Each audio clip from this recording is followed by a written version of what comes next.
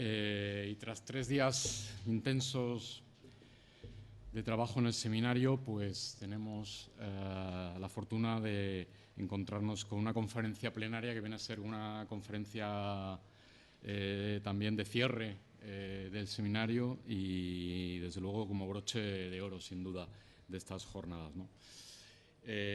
Como saben, la ponente de esta conferencia es la profesora María Ángeles de la Concha. Yo estoy seguro de que muchos de los presentes pues, conocen su trayectoria científica e investigadora, pero me van a permitir que aluda a algunas de las cuestiones más significativas de esa trayectoria, haciendo una breve presentación de cuestiones que en muchos casos son conocidos y quizá otras pues sean más difíciles de conocer, y por lo tanto tengo la fortuna de poderlas tener y saber, pues en fin, las compartiré con ustedes. La profesora Ángeles de la Concha es catedrática de Filología Inglesa de la UNED, donde viene impartiendo las materias de literatura inglesa medieval y renacentista y también de literatura inglesa contemporánea.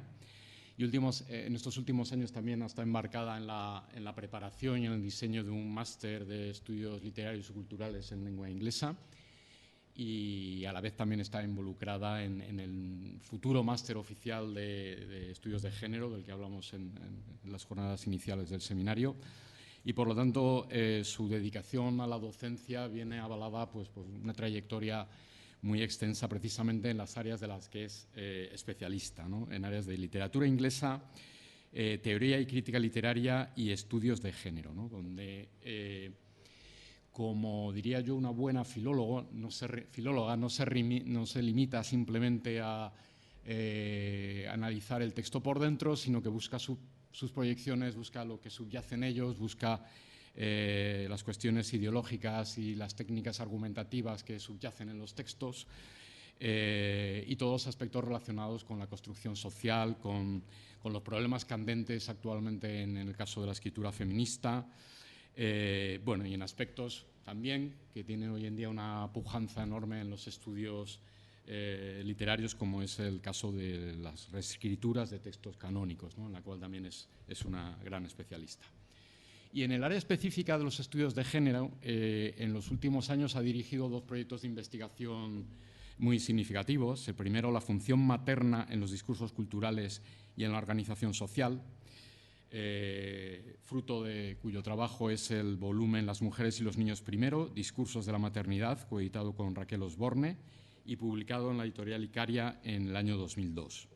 Y un segundo proyecto, en literatura y violencia de género, la representación de la violencia y la violencia de la representación, cuyos logros se han publicado asimismo en un volumen titulado El sustrato cultural de la violencia de género, literatura, arte, cine y videojuegos, por la editorial Síntesis, en el año 2010, que coordinó ella misma también.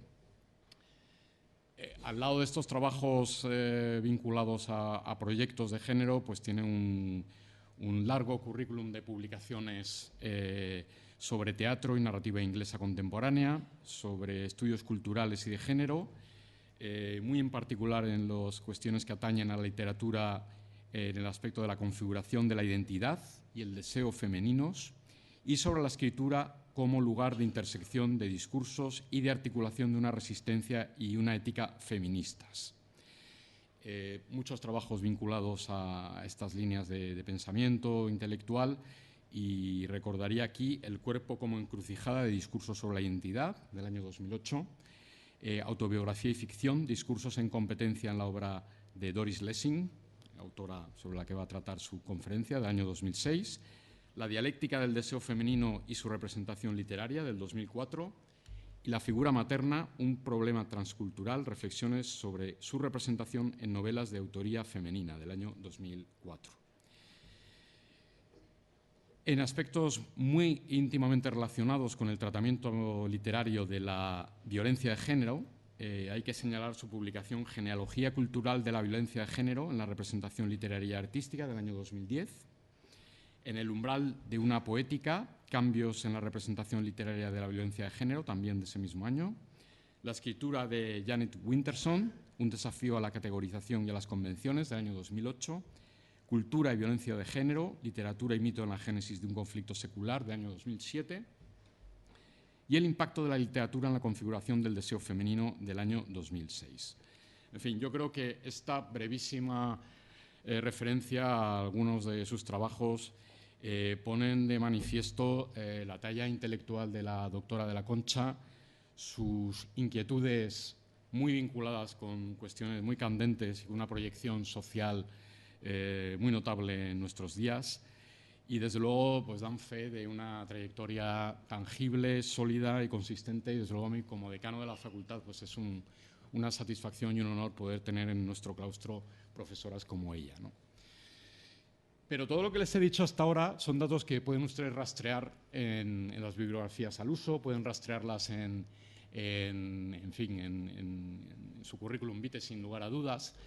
Pero hay otra parte de su trayectoria que quizás es menos conocida porque no se ve, es menos tangible, y la suerte que tenemos algunos es haber podido acceder a esa parte menos visible por haber sido compañeros suyos, en el caso concreto de quien les habla, por estar en un despacho enfrente del suyo durante muchos años y haber tenido ocasión de comprobar eso que no se ve en los papeles, y es que la profesora Ángeles de la Concha es una magnífica profesora, absolutamente comprometida con su trabajo, con sus estudiantes, con su labor diaria, en un compromiso que yo creo que renueva, no sé cómo lo hace, todos los días con ilusión y afán por creer en lo que hace, que es una cosa muy importante en la UNED. Tenemos que creernos lo que hacemos y trasladarlo con convicción, y ya desde luego en ese sentido es un ejemplo modélico para muchos de los que la rodeamos, porque su empuje, su confianza, su seriedad, su creencia en que lo que hacemos es una cosa seria y merece la pena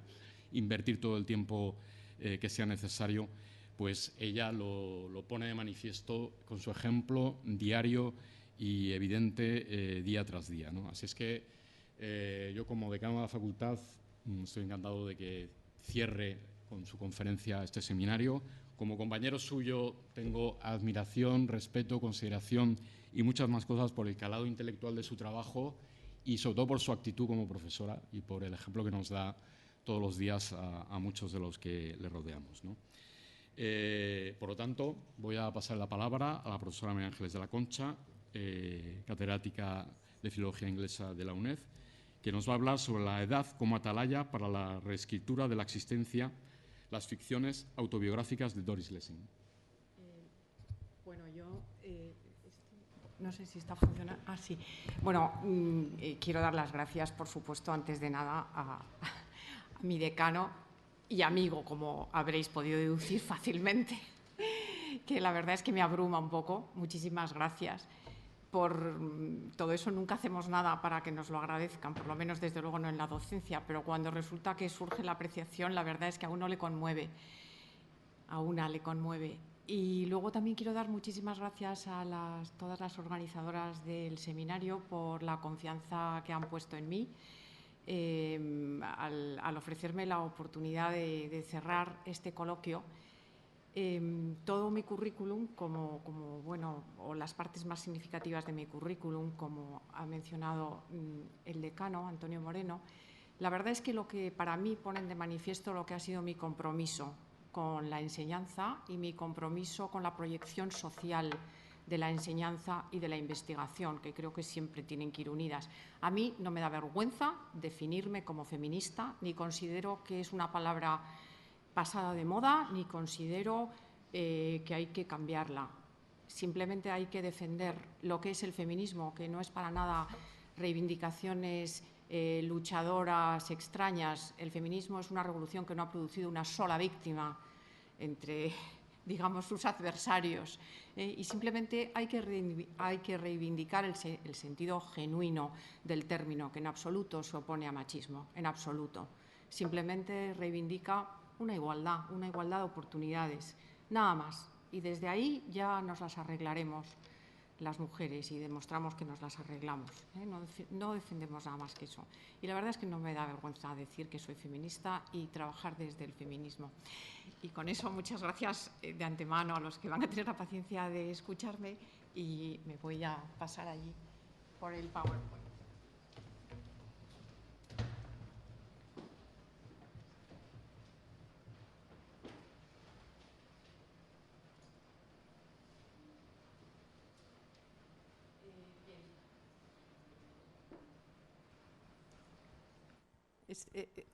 Sí, está funcionando, perfecto. Muy bien.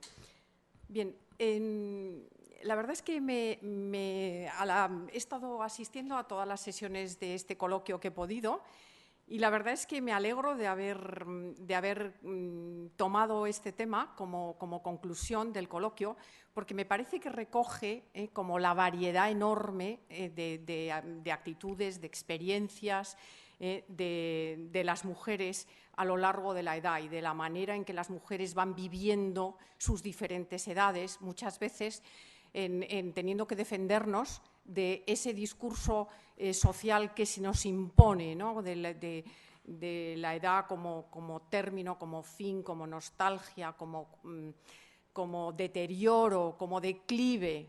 Y entonces yo quiero hacer una conferencia más positiva, que nos deje a todos como con buen sabor. En su obra Sí mismo como otro, Paul Ricoeur explora la compleja relación entre la identidad personal y la identidad narrativa. Es un tema que me atrevería a decir que nos fascina a las lectoras de un modo más particular, necesitadas, como nos sentimos por lo general, más que los hombres, de referentes. Modelos persuasivos con los que identificarnos, desengañadas como estamos o suspicaces, ante tanto arquetipo y tanto mito que una vez diseccionado nos revela su elaboración a la medida de las fantasías masculinas. Es asimismo un tema que apasiona a la crítica, consciente de que toda escritura es una recreación y la autobiográfica igual que la fictiva, por lo que la relación abre un espacio liminal en el que explorar un más allá discursivo, un plus de significado en esta retroalimentación entre el autor o la autora y su personaje, mediante la cual el sí deviene un otro. Y es finalmente un tema que con frecuencia irrita al autor o a la autora, y de nuevo diría que muy particularmente a la autora, escarmentada también por una dura tradición de censura moral ejercida en tiempos no muy lejanos, incluso por la censura editorial, por una identificación crítica muy simplista e interesada de autora y personaje. Y con estas consideraciones anticipo que voy a eludir el espinoso tema de la identificación entre personaje y autor o autora, que por otra parte he tratado ya en otra ocasión, como ha mencionado el decano, aplicado en el caso al caso concreto de Doris Lessing, en un artículo que apareció en un volumen precisamente editado por la profesora Ana Zamorano, que nos acompaña y es parte de la organización, para centrarme aquí exclusivamente en el aspecto específico de la configuración de la identidad narrativa, partiendo de la premisa de Paul Ricoeur de que al hacer el relato de una vida de la que no se es autor en cuanto a la existencia, se hace su coautor en cuanto al sentido. Mi exposición tendrá en cuenta la relación no solo desde esta perspectiva, porque lo que me interesa explorar es, en primer lugar, el modo en que el sí busca su identidad a lo largo de toda una vida. Y, en segundo lugar, el espacio privilegiado de la literatura para esta búsqueda, por considerarla, volviendo a Ricoeur, por considerar la literatura como un amplio laboratorio donde se ensayan estimaciones, valoraciones, juicio de aprobación o de condena, por los que la narrativa sirve de propedéutica, esto es, de enseñanza preparatoria, a la ética. Esta dimensión ética es un aspecto que me interesa resaltar también de modo muy particular, porque, como me gustaría demostrar, es uno de los ejes que vertebran la construcción de la identidad del sí, esto es, del sujeto narrativo, de las ficciones autobiográficas de Doris Lessing. El sí busca su identidad a lo largo de toda una vida. Y justamente esto hace Lessing. Una sustancial parte de su producción literaria constituye un denso Bildungsroman, un tipo de novela de formación en el que su protagonista, en este caso siempre una mujer, busca su lugar en el mundo y al hacerlo comprende que ante todo tiene que conocerse a sí misma, descubrir primero quién es ella realmente, qué quiere, a qué aspira y cómo hacer para ello, cómo lograrlo. ¿Por qué? ¿Cómo? ¿Dónde? ¿Cuándo? Son preguntas que se hace Martha Quest, la protagonista de la serie de 5 volúmenes, Hijos de la violencia. Preguntas que le llevará una vida entera a responder, porque si la construcción del sí es un proceso que solo se cierra con la muerte, la de la identidad narrativa lo hace con la clausura del relato autobiográfico, una vez que este relato ha recopilado la vida entera, confiriéndole cierta unidad. El interés de la obra de Lessing radica en la dinámica que va a establecer entre el sí y ese otro en el que el sí deviene a lo largo de la narrativa, porque clausurado un relato, otra edad, otro estadio de la existencia, le llevarán a reescribirlo en parte o en todo, pero desde otra perspectiva que lo va a hacer diferente. La obra de Lessing nos va a descubrir así, sobre todo a las mujeres, un relato profundo muy diferente al de la edad como una sucesión de etapas marcadas por y en el cuerpo, abocadas, como decía al principio, inexorablemente a la erosión de la belleza y con ella al declive, al final del deseo y al fin del valor social. Frente a este relato, el relato de Lessing es, como veremos, un recorrido de atalaya en atalaya, una historia de ascenso y de progreso. De la extensa y prolífica producción literaria de Doris Lessing he seleccionado las obras que pueden leerse como una serie que conforma un largo Bildungsroman, como decía, y cuyo objetivo no va a ser la superación de los obstáculos con los que se encuentra una heroína hasta conseguir esa feliz integración personal y social propia del género y de la moral que, en forma de justicia poética, prescriben los desenlaces de ese género. Muy al contrario. Desde el principio, el proceso que va a marcar el recorrido de la heroína va a estar marcado por una decidida primacía de la ética sobre la moral, es decir, acudiendo de nuevo a Ricoeur, de la intencionalidad sobre la norma, entendiendo como él lo hace por intencionalidad ética, a la intencionalidad de la vida buena con y para otro en instituciones justas. El énfasis, la cursiva, es de Ricoeur. Evidentemente, saber qué es la vida buena, descubrirla, seguirla, no es fácil, ni se nos da hecho, como tampoco vivirla con y para otro, ni en instituciones que no juzgamos justas y que además no lo son. La construcción de la identidad personal se llevará a cabo a través de una difícil búsqueda y en conflicto constante, tanto con el otro, como con lo que obstaculiza esa vida buena, como con la injusticia de las instituciones. El ser del mundo es el correlato obligado del ser del sí, afirma Ricoeur. Y en esta línea, toda la obra de Lessing, en cuanto a la búsqueda del sí, está radicalmente inserta en el mundo. La suya es una escritura política, en el sentido genuino del compromiso con el mundo, de forma unas veces explícita, frontal, otras veces indirecta, oblicua. Pero siempre aborda el plano personal más íntimo del sí y el institucional, entendiendo desde el primer círculo del ámbito familiar hasta el social en el concepto más amplio del término. Lessing fue testigo privilegiado de todo un siglo y su prolífica obra nos deja la intrahistoria de la revolución sexual, el colonialismo, el final del Imperio Británico, los estragos de las 2 guerras mundiales, la Guerra Fría, la amenaza nuclear, el terrorismo, los conflictos residuales de la descolonización en África. En definitiva, los sucesivos cambios culturales y sociales de un siglo tan particularmente convulso como fue el siglo XX. Todo ello siempre entretejido en la urdimbre de las sucesivas reescrituras que conforman su relato de la construcción del sí.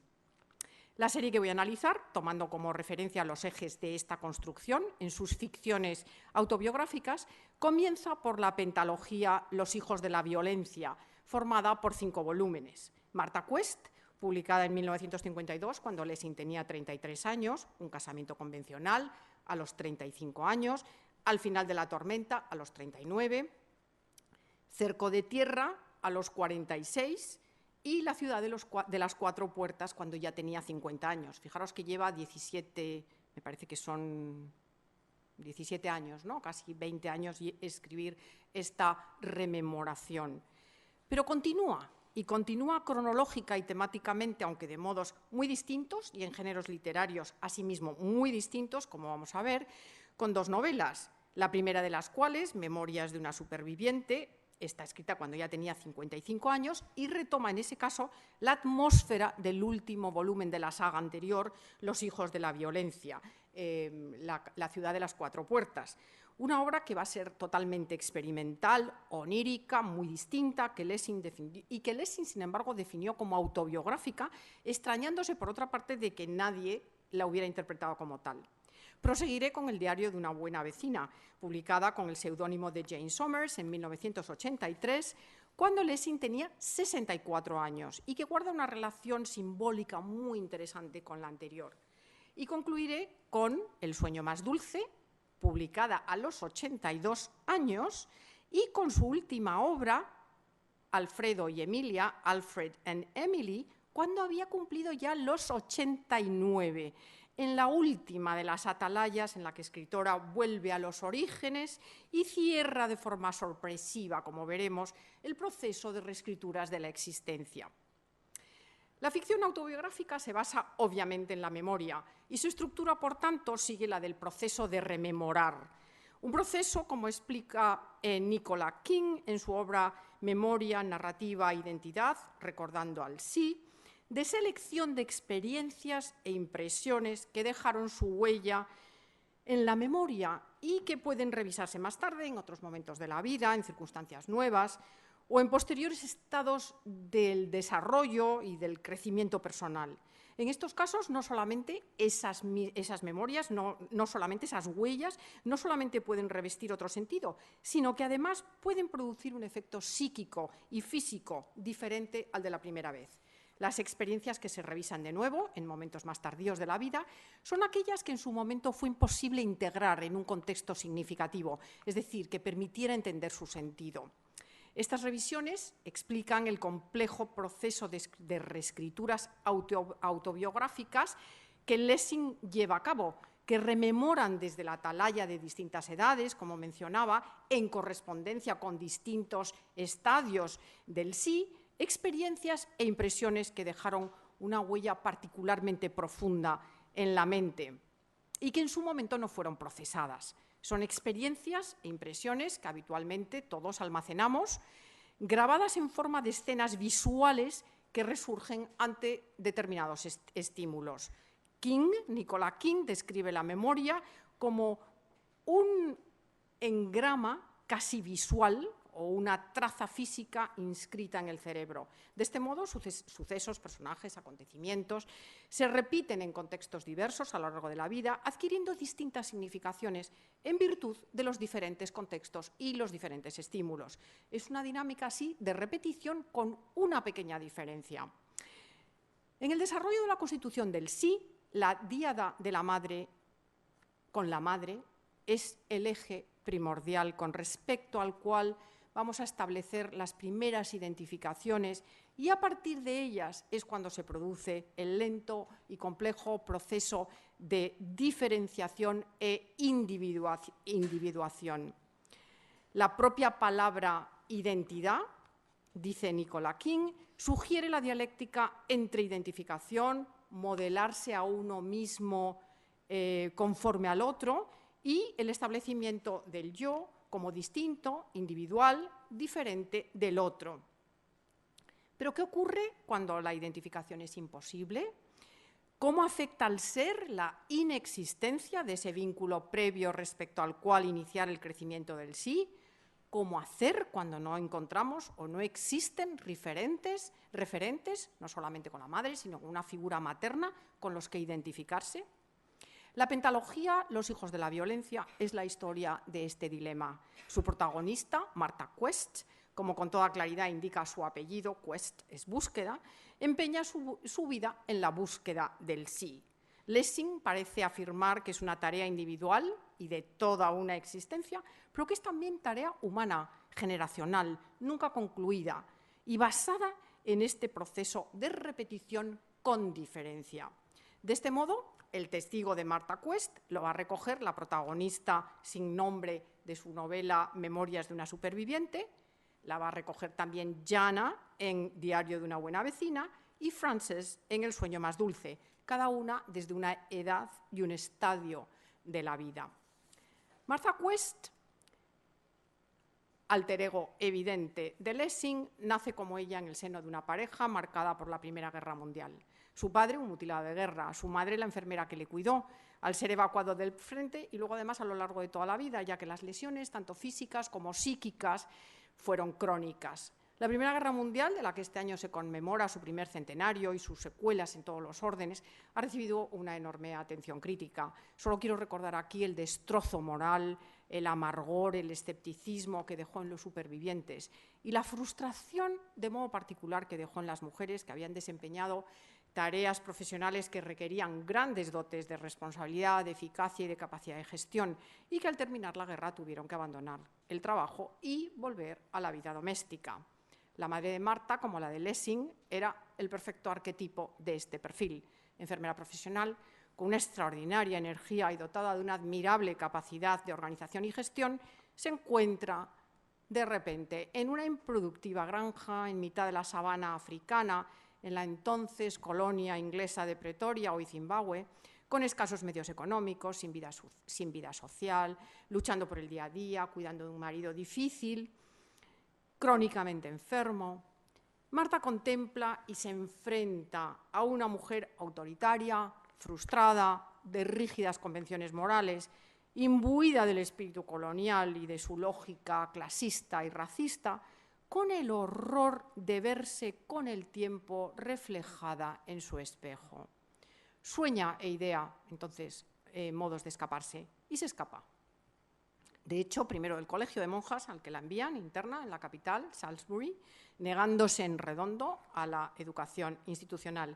Y después de su casa, a través de un matrimonio rápido, sin pensar, que promete la ilusión de autonomía, de una vida propia.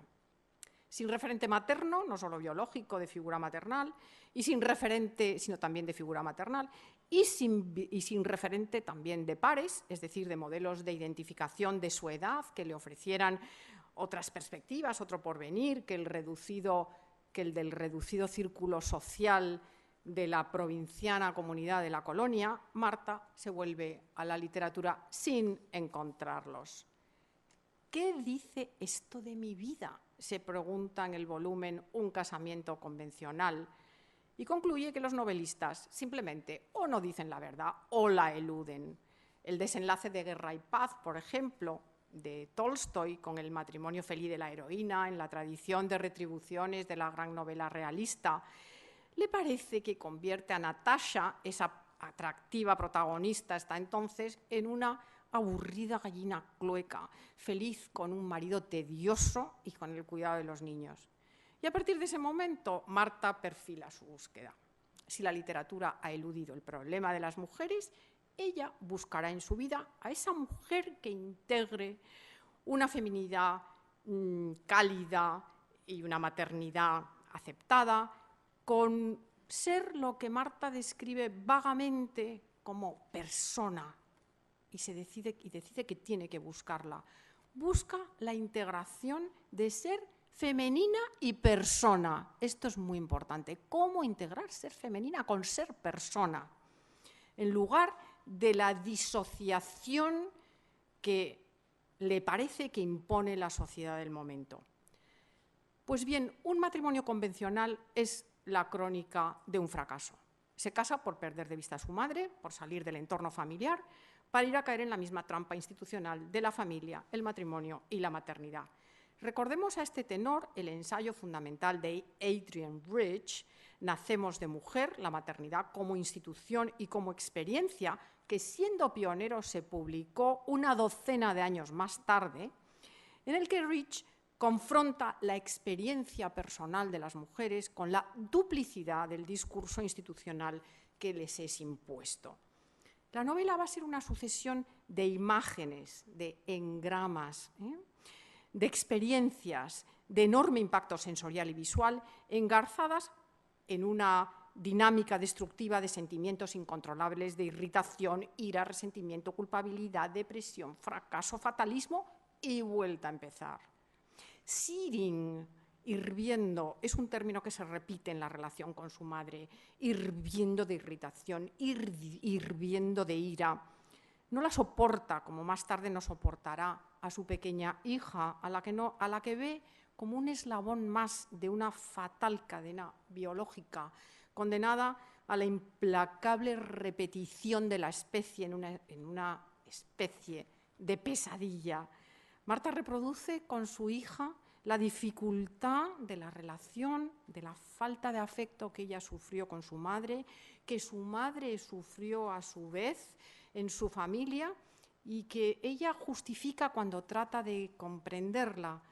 Una saga de mujeres valiosas, asfixiadas en tensos entornos familiares, matrimonios infelices, hijas rebeldes, familias crispadas. Y Marta se ve a sí misma sentada donde su madre estaba sentada ahora, una mujer horriblemente metamorfoseada, totalmente dependiente de sus hijos, en un círculo de resentimiento mutuo. Una pesadilla, le parece, una pesadilla de una clase y una generación. Es la pesadilla de la repetición. Tú y yo somos víctimas, mi pobre niña. No podemos evitarlo, no puedo evitarlo. Mi madre no pudo evitarlo, ni su madre. Le dice a su hija que tiene pocos meses, que está en torno a un año, a la que siente en un paroxismo de tedio, de irritación y de culpabilidad que no quiere. Y reconociendo esta matrofobia, esta incapacidad de manejar a la niña, este resentimiento, esta incapacidad para la maternidad y el angustioso cerco de la domesticidad en el que se siente encerrada en un entorno social obsesionado por mantener la frágil estructura colonial y clasista en la que a las mujeres les toca cumplir con el deber de la feminidad, Marta decide cortar la cadena y liberar a su hija de ese destino. Se divorcia, abandona a la niña con la firme decisión de no volver a verla nunca más y de que la niña nunca la vuelva a ver a su madre. Y le dice: serás perfectamente libre, Carolina, te estoy dejando libre. Evidentemente, esa promesa de libertad es una ciega proyección personal. Marta hace valer su voluntad de ser libre para imponer unilateralmente esa libertad a su hija. En esas circunstancias, el sí de Marta es, retomando la argumentación de Ricoeur, el yo saturado de sí, el yo de antes del encuentro de otro, un yo obstinadamente cerrado, bloqueado, separado.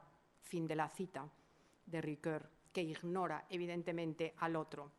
Los dos volúmenes siguientes de la pentalogía Los hijos de la violencia, Al final de la tormenta y Cerco de tierra, recogen la inmersión de Marta en la vida política de la colonia, una vez que ha abandonado la vida familiar, su hija, todo, y su afiliación al Partido Comunista como respuesta y como rechazo, esto es muy interesante, a la ideología clasista y racista que respira en la institución maternal, a través de la figura de su madre, y familiar en las que ha transcurrido su vida hasta entonces. No solamente la vida tradicional, pero además también personal, pero además también la vida tradicional de la colonia. Su desencanto, no obstante, no va a tardar en llegar, ya que pronto va a comprobar la existencia de la misma violencia, la misma jerarquización, la misma imposición ideológica, esta vez desde otra perspectiva, pero con idénticas consecuencias para el individuo, para la persona.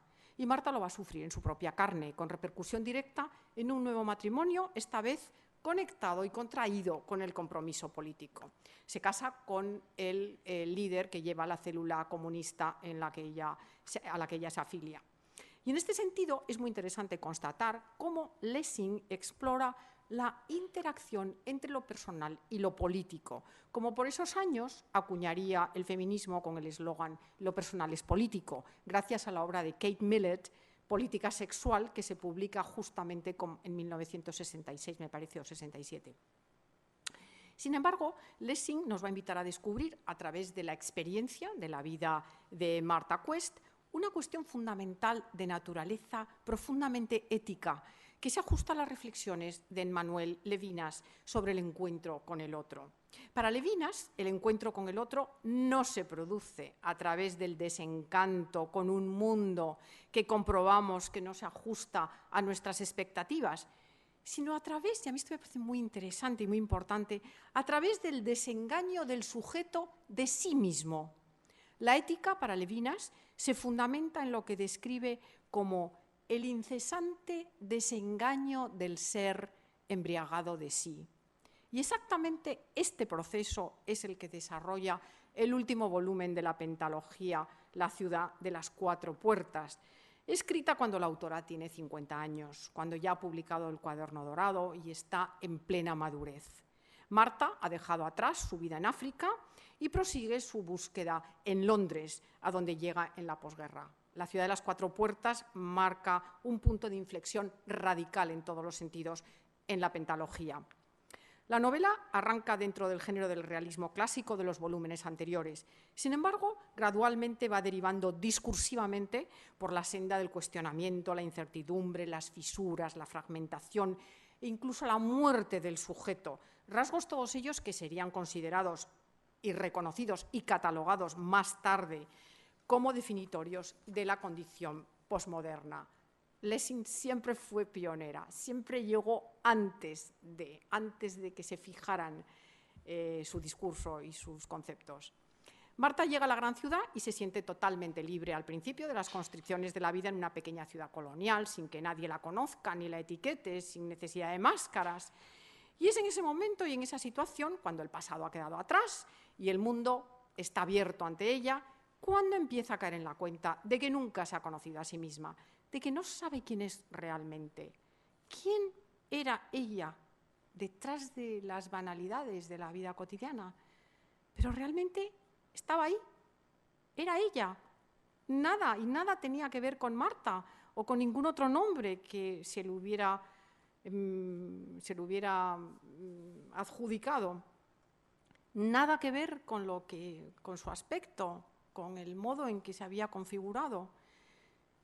Y buscando un empleo, encuentra trabajo como secretaria de un escritor, Mark Coleridge, y a cargo además de su hijo, en tanto que la madre del niño, Linda, está ingresada en una clínica psiquiátrica.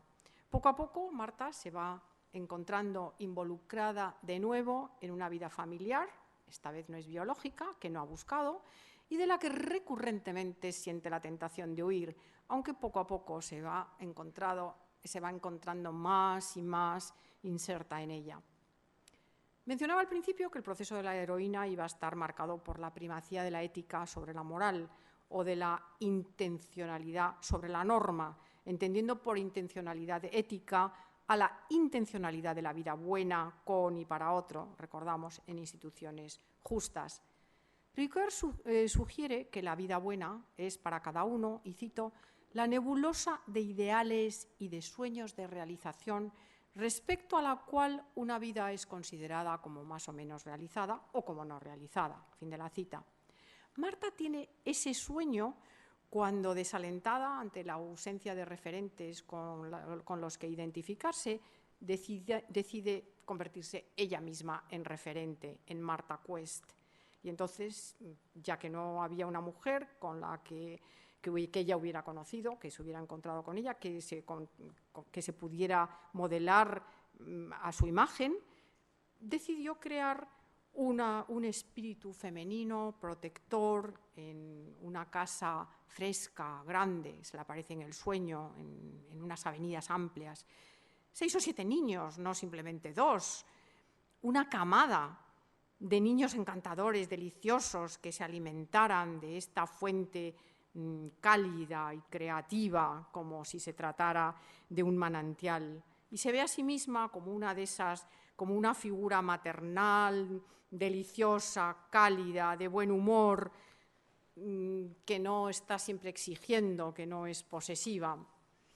Una ya es consciente de que una nunca se encontraba con esas figuras maternas, pero ella estaba decidida, estaba convencida de que si se ponía a buscarla y se ponía a ello, sin lugar a duda lo iba a conseguir. Es un sueño romántico, evidentemente, un sueño lejano, un sueño inalcanzable, como los buenos sueños.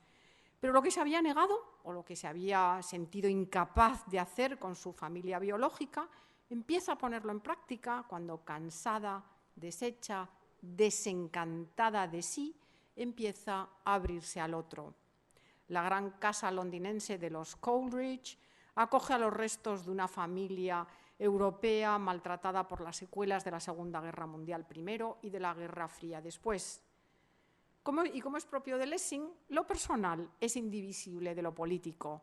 Las fracturas raciales, las fracturas étnicas, las ideológicas, dejan su huella en matrimonios rotos, en adolescentes difíciles, en desórdenes psíquicos, activismo social y político que unos hacen y otros pagan. Marta, ya una mujer de mediana edad, atiende a todos en medio de este clima como puede, sin por ello cesar en la búsqueda del sí. Unas veces acusando el descentramiento, sintiéndose una masa de fragmentos, de facetas, de trocitos de espejo que reflejan las cualidades que encarnan otras personas, una masa de fragmentos como un espejo roto. Otras se sobrepone y es capaz de ser el soporte de todos los miembros de una familia totalmente atípica, de la que Marta acaba siendo uno de los miembros y acaba siendo su centro, en una especie de ménage à trois, poco convencional, pero conveniente para todos, en el afecto y en sus efectos beneficiosos sobre todos. Libre de la tiranía biológica, Marta puede actuar como las madres naturales no pueden, recordándose y viéndose a sí misma en el espejo de esos adolescentes rebeldes como ella lo había sido. Francis, Paul, Jill y el resto. Ellos eran yo era lo que ellos son. Y libre por fin de la destructiva dependencia emocional y amorosa típica de las mujeres, que ella disecciona con total lucidez, y libre, como es ella también, de las convenciones y de la norma, puede mantener una relación protectora e incluso de reciprocidad y ayuda mutua con Linda, la esposa loca del sótano, y a la vez una relación sexual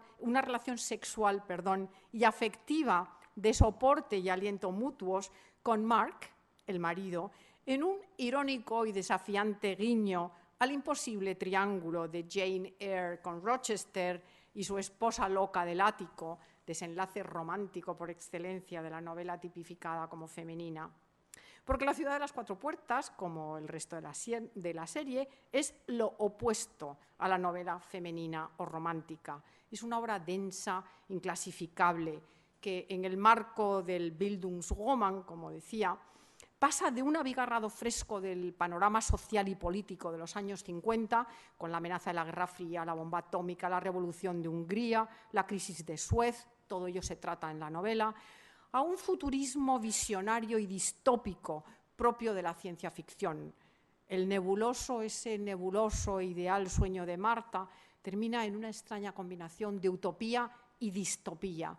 Marta descubrirá que lo que llevaba toda la vida buscando fuera de sí, fuera de la constricción de la maternidad, fuera de la familia, fuera de la colonia, está en su interior.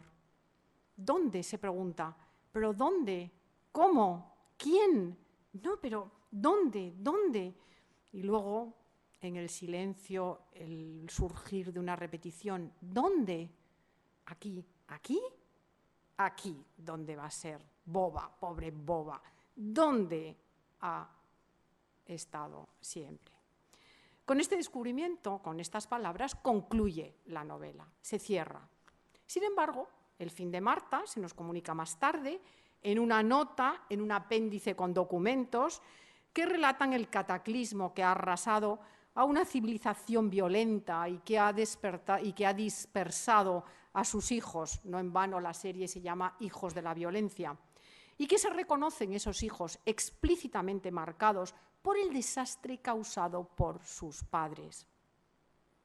En 1974, a los 55 años, Lessing publica Memorias de una superviviente, novela que, como mencioné al principio, Lessing comentó que era explícitamente autobiográfica, en la que retoma la atmósfera distópica y alucinatoria del apéndice con que concluye La ciudad de las cuatro puertas.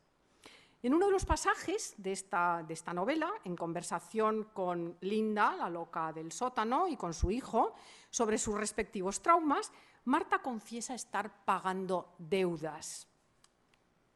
Y dice, empiezas a crecer por ti misma, cuando has buscado una solución, cuando has resuelto eso con lo que te ha tocado vivir. Y hasta entonces estás pagando deudas. En Memorias de una superviviente, Lessing va a saldar la deuda emocional con la niña que fue, con la niña que ella fue, con la hija a la que abandonó de niña y con la niña que había sido su madre. Y la acción se va a situar en una ciudad anónima, asolada por una crisis sistémica, en la que reina la anarquía, en la que todo escasea y en la que hordas de adolescentes, niños y jóvenes, hijos de una cultura y una civilización violentas, son los que ahora invaden las calles y roban y destruyen cuanto encuentran a su paso. Significativamente, y esto es muy interesante constatarlo, la voz narrativa es la de una mujer sin identidad precisa, sin nombre. Y la novela es esta vez surrealista totalmente, frente a esa novela clásica del realismo clásico del Bildungsroman de la serie anterior. Esta es una novela absolutamente surrealista. La acción transcurre en un mundo onírico en el que pesadilla y realidad se funden. En el medio de este caos, una mujer se encuentra que le encomiendan a una niña abandonada, desconocida, y que se ve obligada a cuidar porque la dejan allí. La niña significativamente se llama Emily, como la madre de la propia Lessing, y su figura se funde en los sueños y en las pesadillas de la narradora, con una serie de angramas recurrentes a lo largo de la serie de los hijos de la violencia. Escenas diversas que se repiten de una niña necesitada de afecto que clama por su madre y a la que se regaña, se aparta y se deja sola, como ella había hecho con su niña. Son trazas grabadas en la mente, de forma que en distintos entornos despiertan memorias a las que se puede atribuir una significación también diferente. La niña es unas veces la narradora, otras es su madre de niña, otras es la niña que se encomienda a su cuidado, todas figuras que confluyen y que se mezclan. La diferencia esencial radica en esta novela, en la acogida del otro, sin reservas, frente a la ira que le producía a Marta su propia hija, su propia madre. En esta novela se va a ver sustituida por la acogida de esta niña. Una acogida que surge del afecto, en el sentido tanto de sentirse afectado por el otro, en la figura de una niña desvalida, vulnerable, que se le impone a la narradora, como del afecto que este desvalimiento, esta vulnerabilidad despierta en ella.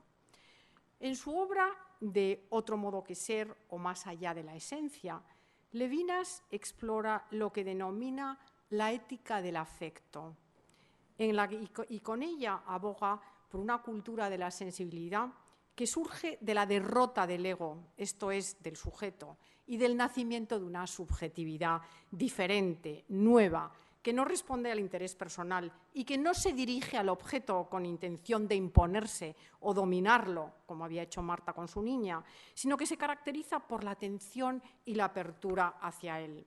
El hecho de que la narradora carezca de nombre sugiere metafóricamente precisamente esta derrota, esta desaparición de aquel ego, lo opuesto justamente de la relación de la joven Marta con su niña, con su pequeña hija Carolina. Y el desenlace, acorde con este progreso, es, a diferencia de las anteriores novelas, milagrosamente esperanzador y utópico. Después de este caos, la última imagen que tenemos es una imagen también onírica, pero esperanzadora y utópica, que se abre a algo diferente. Si en Memorias de un superviviente Lessing se reconcilia con esta tríada infantil impresa en la memoria, en el Diario de una buena vecina lo va a hacer con la figura ya anciana de la madre, a través de otro alter ego de Marta. En este caso la protagonista se llama Jana, es una mujer ya de mediana edad, como era Marta en La ciudad de las cuatro puertas, como era ya cuando escribe Memorias de una superviviente, cuando tiene lugar, y en la novela anterior, en La ciudad de las cuatro puertas, tiene lugar el último y borrascoso encuentro de Marta con su madre, a la que despide de mala manera para no volverla a ver jamás y además alegrándose y sintiéndose aliviada por ello. En contraste, en Diario de una buena vecina, Jana adopta figurativamente a una anciana que conoce a un día casualmente en una farmacia. Y el nombre de la anciana va a ser de nuevo significativo, porque la anciana se llama Mori, que es el diminutivo del segundo nombre de su madre, Emily Maud, y además el nombre que su madre prefería y como le gustaba que la llamaran. Como en el caso anterior, en la línea de la ética del afecto, la relación, que al principio es difícil, se va transformando y va transformando por completo a Jana en la misma línea de la derrota del ego y de la aceptación de la responsabilidad del otro. La identidad del sujeto, nos va a decir Levinas, surge de la imposibilidad de escaparse a la responsabilidad, de evadir la responsabilidad, surge de tomar a su cargo al otro. La repugnancia invencible por el cuerpo materno, que Marta sentía de esa manera tan física, impresa de una manera tan visual, en la ciudad de las cuatro puertas, se va a transformar ahora en abnegación, en cuidado, en paciencia, en este diario de la relación con Mori, la madre anciana a la que la protagonista de alguna manera prohija. Y ocurre esto cuando, como anuncia Levinas, el ser sale de sí, sale del sí y se hace paciente y renuncia a la intolerancia alérgica de la persistencia en su ser.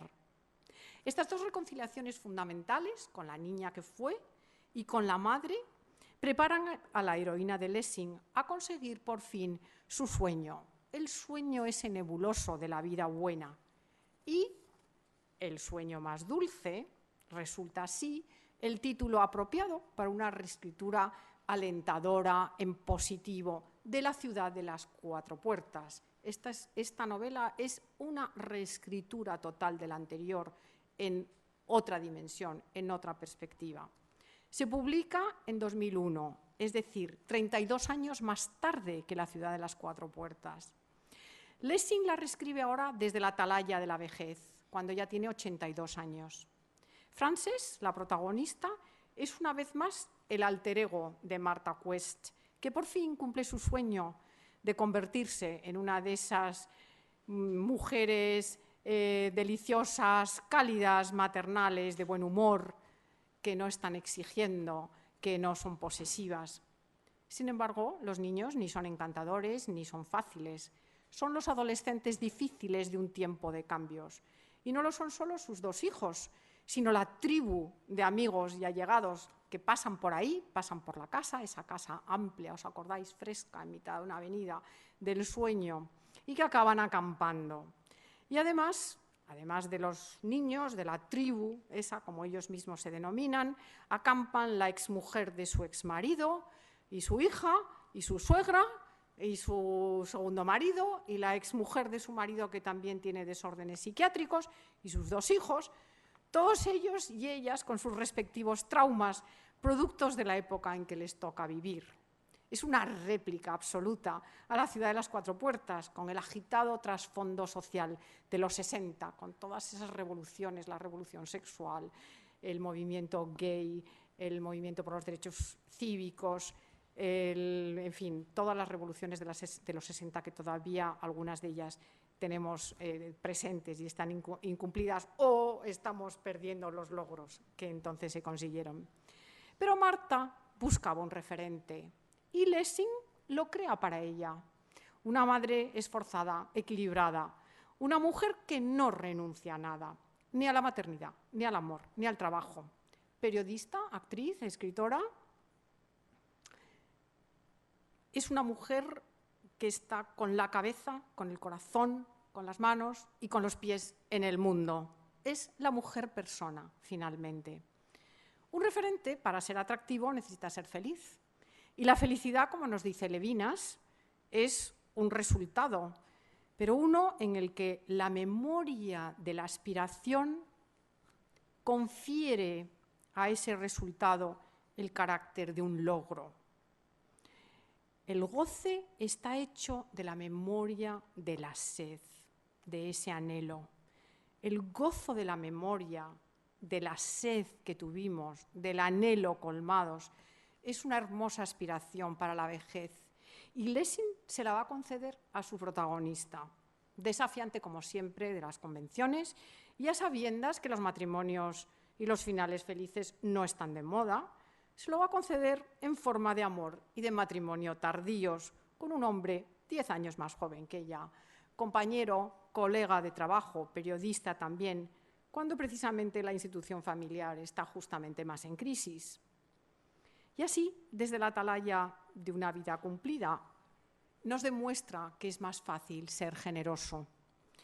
Y entonces, en 2008, a los 88 años, Lessing va a concluir su trayectoria de escritura, será la última novela que escribe, autobiográfica, con un regalo a sus padres, un regalo espléndido y también realista, lleno de lucidez. Y con el aplomo de una escritora que se siente en posesión del don de crear, les recrea una vida titulada Alfred and Emily, como se llamaban sus padres. La vida que podrían y que deberían haber tenido de no haberles marcado para siempre la Gran Guerra, la Primera Guerra Mundial.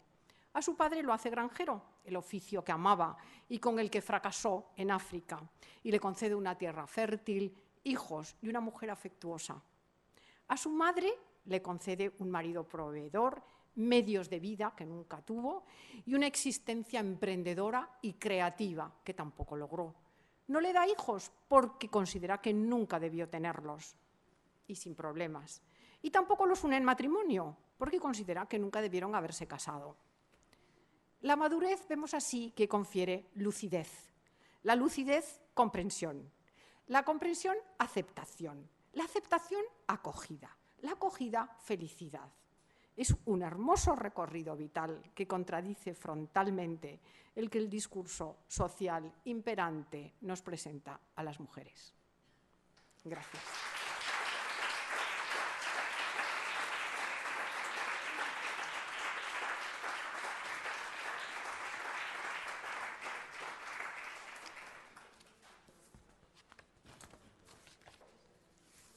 No sé si hay tiempo para alguna pregunta, si alguien quiere... Sí, claro. Yo creo que ha quedado patente la densidad y la lucidez de la intervención de la profesora de la Concha. ¿Alguna pregunta, alguna cuestión que se quiera suscitar? Gracias a la profesora de la Concha por esta magnífica ponencia. Gracias también por arrancar confesándose como feminista. Yo también me confieso como feminista. Creo que hay que salir del armario, como han hecho los gays, y van consiguiendo también tener su espacio. Y noto en las mujeres que me rodean, muchas de ellas jóvenes, y con una postura claramente feminista, como una alergia a pronunciarse como tales. Y me llama la atención, así que me parece interesante que lo digamos, las que nos sentimos así, considerando que aún queda mucho por hacer y que por lo que luchamos es por la igualdad, ¿no? Y me ha interesado mucho esta percepción de la edad, en lugar de en etapas, como atalayas, porque cuando la concebimos como etapas, parece que nos conduce a una etapa de decrepitud, que hay etapas en las que las mujeres podemos dar mucho de nosotras, y la última, la vejez, es como la etapa en la que ya solo esperamos la muerte, ¿no? Con Doris Lessing como ejemplo, vemos que podemos tener plenitud concibiendo cada una de nuestras etapas como atalayas. Y me ha parecido muy, muy interesante enfocarlo desde ese punto de vista. Gracias, profesora. En este sentido, a mí, por eso he puesto esta secuencia de Doris Lessing, porque su figura habitualmente y sus fotografías son mucho más dulces al final de su vida. Fue una mujer de un temperamento tremendo y además testigo de su tiempo, comprometida, combativa, bueno, y además que se ha peleado con quien hubiera que pelearse, ha ido cambiando. Primero fue comunista, luego se opuso frontalmente al comunismo, cuando después de un viaje a Rusia, después del pacto Hitler, me parece que era Stalin, después de sufrir en su carne lo que era la dictadura, una dictadura diferente, sencillamente de otro orden, ¿no? Y ha sido muy denigrada por ello también, porque desde el punto de vista político ha sido muy ridiculizada, muy denigrada, etcétera. Y a mí me gusta lo de la atalaya porque me gusta el concepto de visión. Entonces, como decías muy bien, una cosa es el estadio y otra cosa es la capacidad de visión. Y yo creo que a mí me parece precioso que al final de tu vida lo que te queda es la visión, y una visión que se ha ido enriqueciendo. Y el cuerpo se puede deteriorar, pero la visión no se deteriora, la visión interior. A mí me gusta mucho una palabra inglesa que es insight, que es visión por dentro. Y yo creo que esa es lo que nos proporciona, es el don que nos proporciona la vejez, si somos capaces de cultivarlo, ¿no? Entonces, a mí este proceso que analiza tanto Ricoeur como Levinas me parece que son procesos verdaderamente sugerentes, ¿no? Y además son eso que podemos ir haciendo todos y todas a lo largo de la vida y que es independiente de lo que vaya ocurriendo. Conflictos los tenemos todos, los vamos a seguir teniendo y nada es fácil. Y a mí me gusta la escritura de Lessing porque yo aquí evidentemente he hecho un recorrido superficial y rápido y sus novelas son densas, prolijas, tochos, que es lo que echa un poco para atrás, y luego además abigarradas y llenas de sucesos y siempre todo muy conectado, lo personal y lo político, pero como os he dicho, los temas que trata es que son infinitos. Pero a mí me gusta por eso, porque es una mujer que no está hablando de un sueño romántico ni de una realización individual, que es tan típico, por otra parte, y no quiero hacerlo de menos, pero a mí me da un poquito de impaciencia, ¿no? Esa novela tipificada como femenina, tan interior, tan de exploración, tan del amor. Lessing lo vive siempre conjuntamente con lo que está ocurriendo en cada momento, con lo social, y jamás hay una separación, ¿no? Es todo como unido.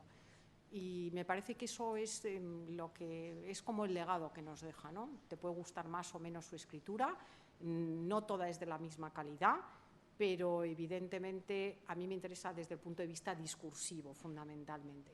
Y desde ese punto de vista me parece que sobre todo es interesante para todos los públicos, para todo el mundo, porque ya os digo que es un análisis social, por eso justamente la capacidad de observación social y de recoger como los fenómenos de su época fue la razón que se esgrimió para darle el premio Nobel, y por eso, que ya sabéis que lo recibió, así como el premio Príncipe de Asturias. Esa fue la razón fundamental, y a mí lo que me gusta es ver cómo va unido toda la evolución personal, el crecimiento personal, conjuntamente con ese análisis y con esa inmersión en el mundo.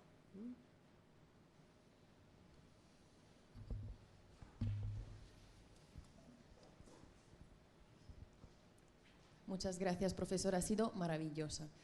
Y quería subrayar dos cosas. Uno, el concepto bonito de la búsqueda de la identidad personal, muy distinta del, por ejemplo, de Pirandello, lo que decía que persona es como una máscara, ¿no? Que se quite, se pone sus 100.000 identidades. Pues mucho mejor esta búsqueda de una identidad, de una feminilidad y de una identidad como persona. Y luego una gran esperanza, porque ella es escritora y ella puede reconstruir su pasado y regalar a los padres, por ejemplo, la vida que nunca tuvieron, pero todas nosotras, todos nosotros como personas, aunque no sepamos escribir, tenemos el derecho y en ciertos casos el deber de volver a imaginarnos nuestro pasado y regalarnos otro pasado, porque así, no sé, es como hacer las paces con lo que nunca pudo pasar. Sí, es lo que ella hace, una reconciliación. Y lo que es muy bonito es ir viendo cómo va cambiando la visión, cómo va cambiando la perspectiva de lo mismo. Ella, este sueño es recurrente, sueña a lo largo de toda su vida, de todas estas novelas, siempre hay unas veces es un sueño un poquito más agradable, pero en general es una pesadilla de esa niña a la que abandonan, que no se siente querida. Hay también mucho de complejo edípico, porque ella también tuvo un hermano pequeño que era el preferido abiertamente de su madre, y entonces ella era la niña que no le gustaba a su madre, porque era una niña muy rebelde, no era una niña convencional, sumisa, ni obediente, ni dócil, ni que tuviera, no sé, el tipo de vida, el tipo de relaciones apropiadas, ¿no? Y luego encima, cuando ya se hace comunista en la colonia, cuando encima lucha a favor del apartheid y lucha en contra de todo lo que defendían, evidentemente porque vivían a la defensiva también en una colonia pequeña en África. Además, parece que siempre tenemos como la idea de que los europeos en África pues tenían muchísimos medios, eran los que explotaban a los negros y ellos hacían fortunas. Pues no, la familia de Marta pertenece a una clase blanca pobre que no está a gusto encajada en la sociedad blanca y que es menospreciada también por la sociedad negra. Bueno, no sé si conocéis su primera novela, The Grass is Singing, Canta la hierba, que es tremenda cómo analiza la relación entre una mujer blanca y su criado negro, ¿no? Porque es un poco esa vida asfixiante en una granja improductiva en que los blancos tampoco tienen tanto poder y se tienen que defender y viven a la defensiva, y la manera de defenderse es imponer unas jerarquizaciones y unas barreras de clase, de etnia, de todo para sobrevivir, ¿no? Y además sobrevivir malamente. Y entonces hay que entender todo en el contexto en el que se explora, ¿no?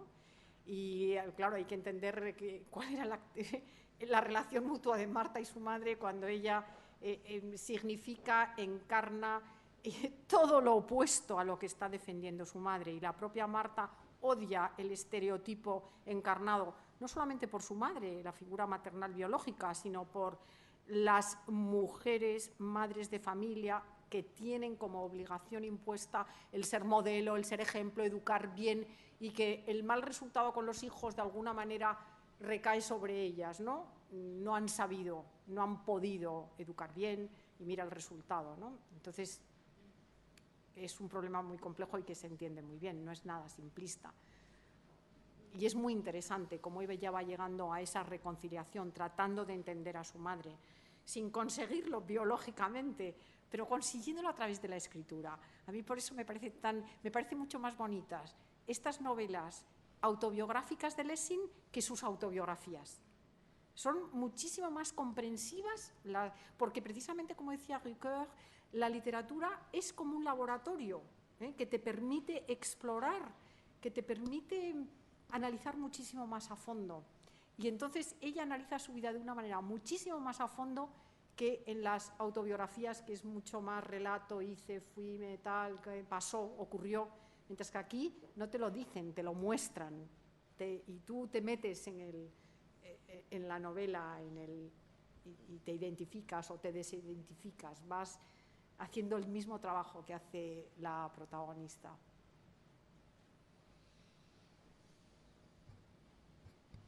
¿Alguna cuestión más?